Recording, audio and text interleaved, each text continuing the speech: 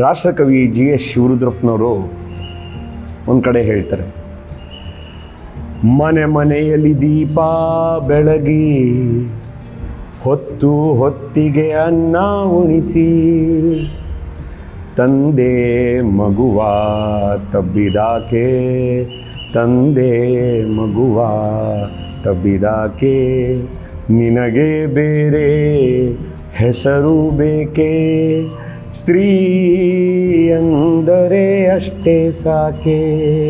ನಮ್ಮ ಜಗತ್ತಿನ ಒಂದು ಬಹಳ ದೊಡ್ಡ ಶಕ್ತಿ ಅಂದರೆ ನಮ್ಮ ಸುತ್ತಮುತ್ತ ಇರುವ ಎಲ್ಲ ಹೆಣ್ಣುಮಕ್ಕಳು,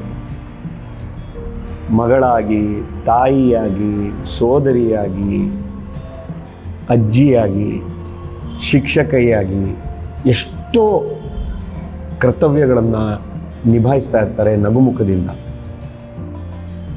ಯಾವುದಾದ್ರೂ ಒಂದು ಅನ್ಪೇಯ್ಡ್ ಜಾಬ್ ಇದೆ ಅಂತ ಅಂದರೆ ಅದು ನಮ್ಮ ಹೆಣ್ಣುಮಕ್ಕಳು ಅಂತ ಹೇಳ್ಬೋದು.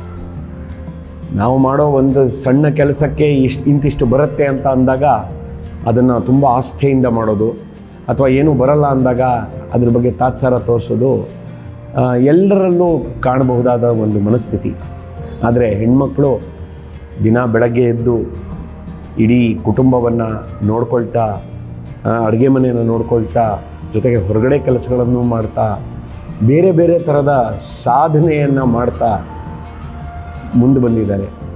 ಅಂಥ ಎಲ್ಲ ಹೆಣ್ಣುಮಕ್ಕಳಿಗೆ ಚಿತ್ರಕೂಟ ಗ್ರೂಪ್ ಆಫ್ ಇನ್ಸ್ಟಿಟ್ಯೂಷನ್ಸ್ ಕಡೆಯಿಂದ ಹ್ಯಾಪಿ ವಿಮೆನ್ಸ್ ಡೇ.